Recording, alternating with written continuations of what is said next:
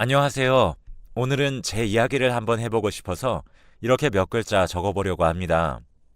참, 저에게는 무서웠던 과거이고 힘든 일이었는데, 그래도 몇 년이 지나고 나니까 아물더라고요.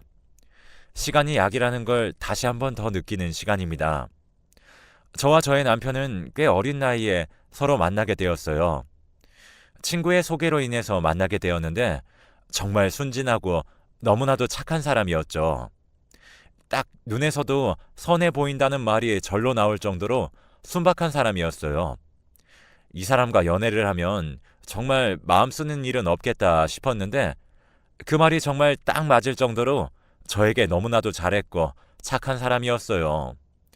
작지도 크지도 않은 회사에 다니고 있었고 어느 정도 벌 만큼 벌며 살아가고 있는 사람이었습니다. 연애를 하면서도 누구보다도 저를 생각해주고 착한 사람이었죠. 그렇게 저희는 3년간의 연애를 하고 드디어 결혼을 하게 되었습니다. 아들도 하나 낳았고, 그리고 몇 년 지나지 않아서 예쁜 딸까지 낳았죠. 그렇게 저희 가족은 행복했습니다. 하루하루 가족들과 보내는 시간이 너무 좋았으며 아들, 딸 둘 다 잘 낳고 살고 있다고 생각이 들었죠. 이대로만 살게 된다면 세상에서 정말 부러울 것이 없었던 가족이었어요. 그런데 어느 날 남편의 회사가 어려워지기 시작했고 작은 회사가 한번 힘들어지기 시작을 하니까 무너지는 것은 한순간이더라고요. 처음에는 괜찮을 거다 하고 생각을 했었는데 막상 그렇게 힘든 일들이 겹치니 버티기가 힘들었던 모양입니다. 그렇게 남편은 잘 다니고 있었던 회사가 하루아침에 사라져버렸습니다. 말 그대로 하루아침에 직장을 잃었던 것이죠. 너무나도 힘들어했던 그였습니다. 자기도 어릴 때 그렇게 풍족하게 자라지 못해서 늘 아이들에게 해주고 싶은 게 한가득이라고 말해주던 사람이었는데 그렇게 한순간에 무너지니까 사람의 자존감이라는 게 많이 사라지더라고요. 갑자기 잘 다니고 있었던 직장을 잃는 그 마음, 물론 남편의 마음을 100번 다 헤아릴 수는 없었지만 힘들다는 것은 알 수 있었어요. 그래도 우리는 함께 일어날 거라며 다독거렸고 남편도 점차 새롭게 할 일을 찾는 것 같았어요. 하지만 그때 당시에 경제 사정이 많이 힘들어지면서 문을 닫는 회사들이 많았던 시기였어요. 하루하루 취직을 하려고 아등바등 하는데 잘 안 되는 것 같았죠. 물론 저도 TV로 뉴스를 보고 있었기에 취직이 힘들다는 것은 알고 있었습니다. 한 달 정도 고민해 보다가 도저히 안 되겠다는 결론이 나왔던 건지 남편은 어느 날 친구를 만나고 오더니 사업을 하겠다고 이야기를 하더라고요. 물론 남편이 하는 것은 믿고 지지해주는 편이었기에 괜찮은 동업자도 있다고 해서 그렇게 함께 시작을 해보라고 했습니다. 어떻게 되었던 집에서 있을 수는 없는 노릇이었고 저희에게는 2명의 자식들이 있었으니까요. 어떻게 되었든 일을 했어야 했기에 그렇게 사업을 시작하는 남편을 축하해주고 격려해줬었습니다. 아이템이 꽤나 괜찮았던 건지 그렇게 시작한 사업은 꽤나 잘 되었어요. 처음 몇 달은 많이 힘들어하고 집에도 들어오는 시간이 없이 뛰어다니더니 투자를 잘 받았던지 꽤나 잘 되었죠. 그렇게 거의 4, 5년 정도 사업으로 너무나도 잘 살았습니다. 저희는 그 돈으로 차도 샀고 집도 샀고 사업을 시작한 것을 참 잘했다 싶을 정도로 인생이 역전되는 기분이었죠. 물론 로또에 맞은 것처럼 그렇게 잘 되는 것은 아니었지만 그때 당시에 월세방에서 살다가 저희는 작지만 조그마한 집도 하나 살 수 있었습니다. 그리고 그렇게 남편이 갖고 싶어 했던 차도 가질 수가 있었죠. 그 정도면 어느 정도인지 아시겠죠? 먹고 살만 했어요. 아이들도 점차 학교에 들어가기 시작을 하고 저희도 나름 안정된 생활을 하고 있었습니다. 하지만 이것도 오래가지 못했죠. 사업을 시작하면서 동업자와 함께 욕심이 생겼던 남편은 조금 더 크게 사업을 벌여보기 위해 무리한 투자를 시작했던 것이었어요. 저 또한 알고 있었지만 사람의 앞날은 모르고 그렇게 폭삭 망하게 될 줄은 몰랐었기에 말리지도 못했죠. 그리고 솔직히 남자들 하는 일에 관해 잘 모르기도 하잖아요. 그냥 이렇게 하려고 한다 하길래 끄덕끄덕 했었던 거였죠. 하루아침에 가지고 있는 돈 싹 다 날리고 저희에게는 정말 그 차 하나하고 집만 남은 채 모든 것이 날아갔어요. 올라가는 게 쉬웠던 만큼 저희는 내려오는 것도 그렇게 어렵지 않더라고요. 정말 단기간에 내려와서 이게 무슨 일인가 싶을 정도로 당황스러웠어요.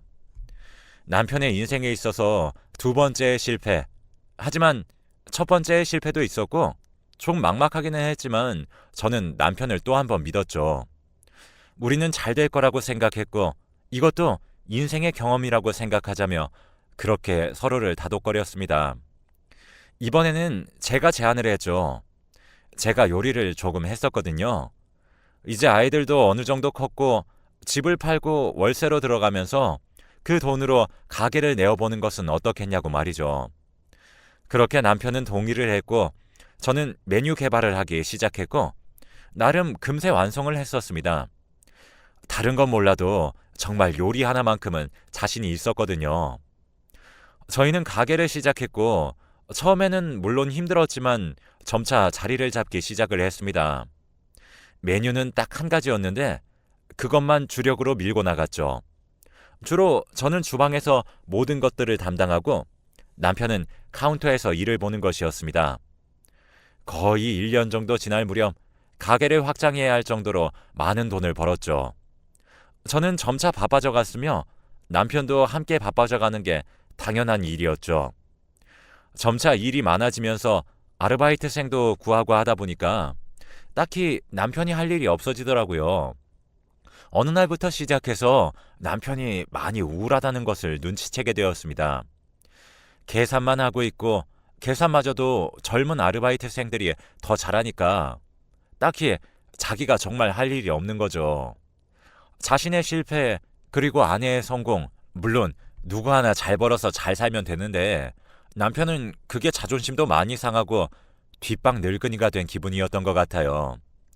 어느 날부터 짜증도 많이 내고 우울하고 무언가 남편에게 말도 안 되는 자격지심이 생겼던 것 같습니다. 그리고 가게도 점차 비우는 날이 많아지더라고요. 물론 저는 일을 한다고 그렇게 남편을 신경 쓸 겨를이 없었던 게 사실이에요. 그래도 집에 가면 꼭 물어보고 밥 차려주고 남편 대우 모두 다 해줬습니다.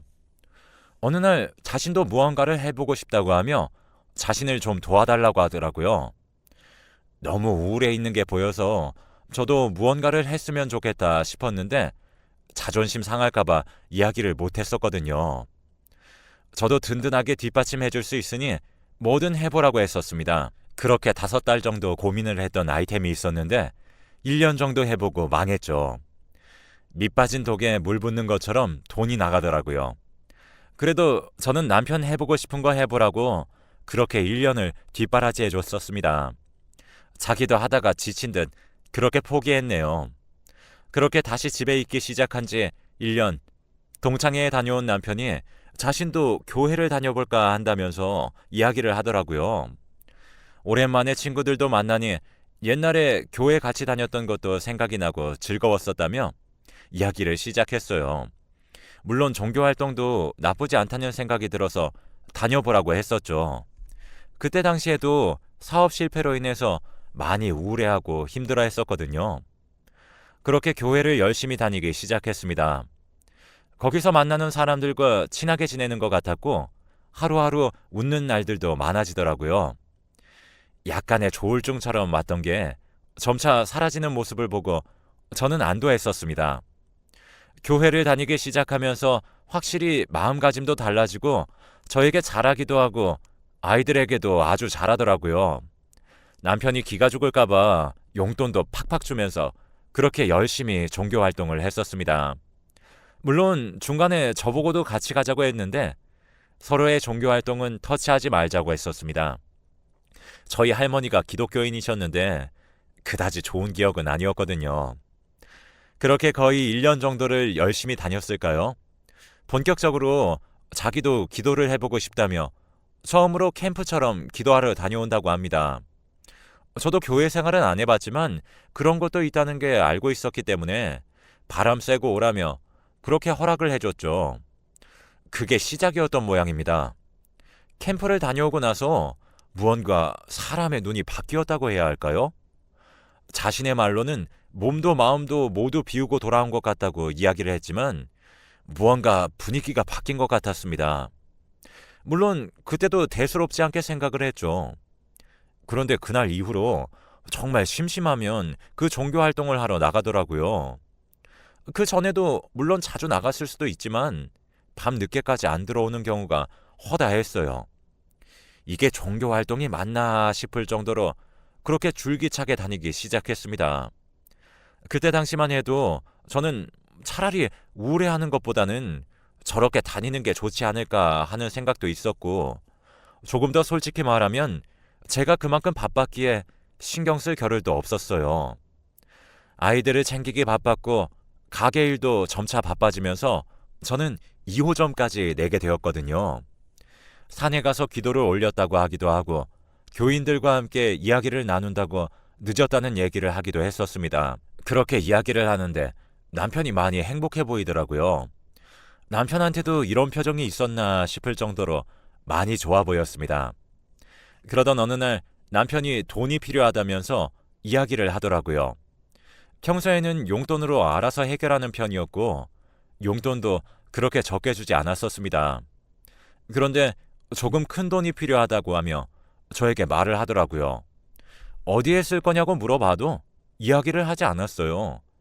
남편이 필요하다고 하는데 좀 주면 안 되냐고 하길래 저도 너무 간섭하는 건 아닌가 싶어서 돈을 주었습니다. 그렇게 가져갔던 돈이 1,000만 원이었어요. 큰 돈이었기는 하지만 워낙 급해 보였고 나중에 이야기를 해주겠지 하는 마음으로 그렇게 주었었습니다. 그날 이후로 점차 돈을 달라고 하는 일들이 많아지더라고요. 점차 행사도 하면서 자신도 간부가 되었다고 하며 돈을 요구하는 게 많아졌습니다. 물론 종교 활동에 대해서 잘 알지 못하지만 저도 어느 정도 직급이 있다는 것은 알았기에 그렇게 알고 그냥 넘어갔었어요.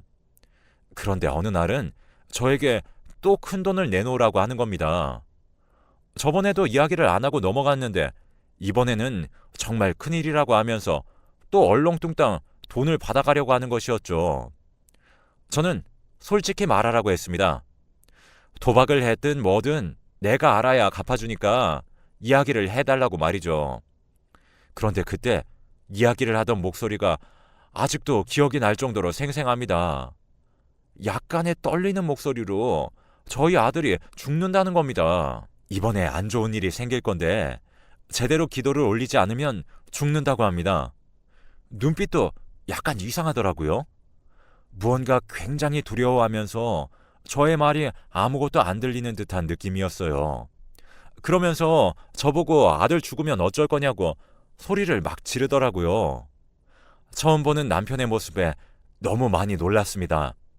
너무 놀라서 남편만 쳐다보고 있으니 안 좋은 기운이 있어서 이번에 아들에게 그 기운이 전해질 것 같다며 말을 차차 꺼내더라고요. 아들 이야기라서 그런지 저도 왠지 찝찝해서 그렇게 그냥 돈을 내어줬습니다. 물론 저도 그 당시에 너무 놀라기도 했고 아들에 관련된 이야기라서 그런지 그냥 쉽게 넘어갈 수가 없더라고요. 그리고 남편의 그 눈빛 너무나도 진심이었습니다. 무언가 겁에 질린 듯 했고 혹시라도 아들이 잘못될까 싶은 마음이 컸었던 것 같아요. 그렇게 남편에게 또 돈을 주었고 저는 남편의 종교 생활에 대해서 다시 한 번 더 생각을 했습니다. 남편은 그렇게 아들의 기도를 올린다며 가버렸고 거의 일주일이 지나서 들어오더라고요.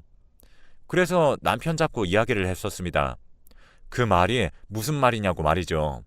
아들이 잘못된다는 말이 무슨 말이냐고 물었더니 이제 괜찮다고 하면서 세상 편안한 표정을 짓더라고요. 정말 모든 것이 끝났다는 듯한 표정이었죠. 이제는 안심해도 된다고 이야기를 하는데 그때부터 의심이 가더라고요. 너무나도 맹신하고 있는 게 아닐까 싶었습니다. 그리고 종교에 관해서 물어보기 시작했죠. 남편은 정말 꿈꾸는 듯이 이야기를 하더라고요. 자신이 믿는 곳이 조금 더 특별한데 미래도 볼 수 있고 자신은 이 더러운 세상에서 구원을 받을 것이라고 합니다.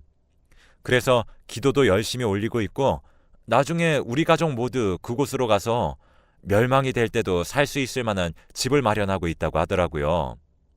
그때 남편이 이야기를 하는 표정을 정말 잊을 수가 없었어요.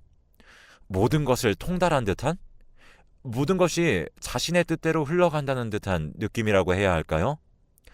그때부터 이상하다고 느낀 저는 남편에게 그곳을 나가지 말라고 했습니다. 하지만 그때부터 눈빛이 변하더라고요. 싸우는 날들이 많아졌고, 그리고 저와 싸우고 나가는 일도 허다했습니다. 돈을 끊어버렸더니 이제는 몰래 와서 아르바이트생들에게 돈을 빼달라고 하고 카운터에서 직접 꺼내가기도 했고, 제가 1호점에 있으면 2호점에 가서 그 짓을 하고 2호점에 있으면 1호점에 가서 그 짓을 했습니다. 집에는 들어오지도 않고 그렇게 돈만 빼가고 제가 없는 시간에 맞춰서 집에 들어가는 모양이더라고요. 그래서 하루는 일하는 시간 빼고 집에서 남편을 기다리고 있었죠. 남편은 들어와서 흠칫 놀라더니 저에게 이야기를 하더라고요. 며칠 후에 아들을 데리고 기도를 올리고 오겠다고 합니다. 그래서 안 된다고 했습니다. 그러니 자기는 꼭 해야겠다고 합니다. 이번에 안 하면 정말 죽을 수도 있다고 말이죠. 정말 기가 찼습니다.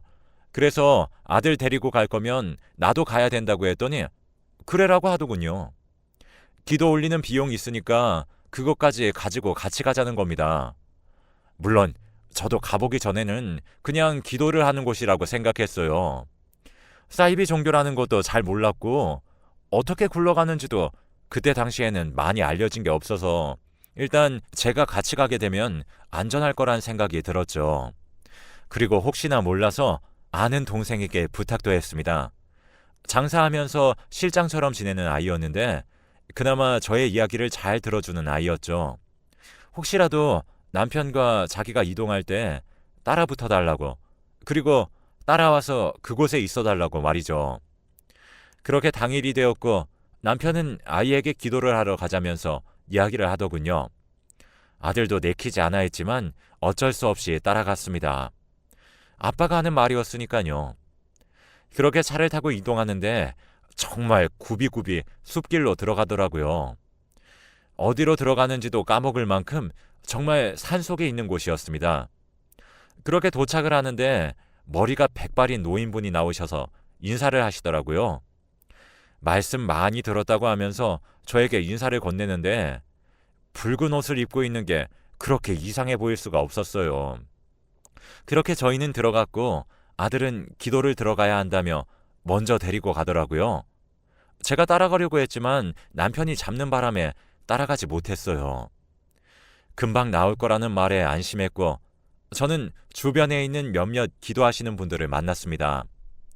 그렇게 조금 있으니 무대 같은 곳에 아이가 올라오더라고요. 옷도 갈아입혔는데 교주와 비슷한 붉은 옷이었고 조금 더 디자인이 달랐었습니다. 그렇게 아들을 보는데 남편은 감동스러운 눈을 하고 저를 잡고 있었던 손을 가득 모아서 기도를 하는 듯한 모습을 하더라고요. 마치 벅차오르는 듯한 느낌? 그리고 갑자기 주문 같은 기도가 시작되는데 그걸 보고 기겁했습니다. 무언가 사람들이 홀린 것처럼 큰 소리로 주문을 외우듯 기도하는데 그 소리가 너무 기괴해서 정말 공포 영화를 보는 것보다 더 무서웠죠. 더 소름 끼치는 건 옆에서 더 크게 그 주문들을 그대로 남편이 따라하고 있었던 것입니다. 아들도 잔뜩 겁에 질렸고 저도 심장이 떨어지는 듯 했어요. 너무 무서워서 꼼짝도 할 수가 없었어요. 그렇게 한참을 소리를 지르면서 기도를 하는데 저를 정신 번쩍 들게 만든 건 그 붉은 옷을 입은 교주의 말이었습니다. 신에게서 선택받은 아들은 다치지 않는다며 칼을 꺼내 들고 저의 아들의 주변으로 무언가를 그리는 듯 춤을 추듯이 움직였죠. 그제서야 정신이 번쩍 들고 저는 아들에게 가려고 남편의 팔을 뿌리쳤습니다. 그때 남편이 저를 잡더라고요. 고개를 저으면서 말이죠. 그런 거 보이지 않았습니다. 잘못하다가는 다칠 수도 있었기에 남편은 다치지 않는다는 말을 맹신하는 듯 했으니까요. 그렇게 저는 교주도 뿌리치고 아들 잡고 출입구로 뛰었습니다. 그렇게 뛰는 도중에 막는 사람들도 있었는데 그것도 다 뿌리치고 그렇게 도망쳤습니다. 진짜 잡히면 죽을 것 같더라고요. 나오니 다행히도 동생이 나와 있었고 저는 차를 타고 그곳을 빠져나왔어요. 다행히 다친 곳은 없었고 뒤를 보는데 남편이 쫓아오다가 저희 차를 보고 허탈해하는 모습이 보이더라고요. 저희 남편은 사이비 종교에서 그렇게 활동을 하고 있었던 것입니다. 나중에 이야기를 들어보니 엄청 돈을 들여서 아들을 선택받게 했던 것이었죠. 그 돈을 그렇게 제가 다 대어주고 있었던 거예요. 자신은 나이가 안 되고 어린 사람만 된다고 해서 자신의 아들을 그곳에 그렇게 넘긴 겁니다. 집에도 들어가기가 무서워서 저희는 딸까지 데리고 집을 나왔고, 그리고 그것을 경험한 아들은 정신과 치료까지 받았습니다. 전화가 와서 고래고래 소리를 지르며 아들 어디냐고 찾던 목소리가 아직까지도 생생합니다. 그렇게 이혼 준비를 했고 이혼 안 한다고 버티는 바람에 결국 소송까지 갔습니다. 그 시간만 해도 거의 1년이 걸린 것 같네요. 가게에 계속 찾아오는 바람에 경찰에 신고도 하고 접근 금지 명령이 떨어졌었고요. 지금은 몇 년 지나서 연락조차 하지 않지만 그때의 충격이 아직까지도 생생합니다. 제 생각에는 아직까지도 그 사람은 사이비 종교에 빠져 있지 않을까 생각이 드네요. 사업에 실패하지 않았다면 그러지 않았을까? 아니면 회사가 괜찮았다면 그러지 않았을까? 그때 당시에 정말 많이 던졌던 질문입니다. 사람들에게 일어날 일들은 결국 일어나는 거겠죠. 힘든 시간을 견뎠고 나름 아물어서 지금은 좀 괜찮습니다. 그래도 이렇게 이야기를 하고 나니 많이 편안한 것 같네요. 저의 긴 글 읽어주셔서 감사합니다.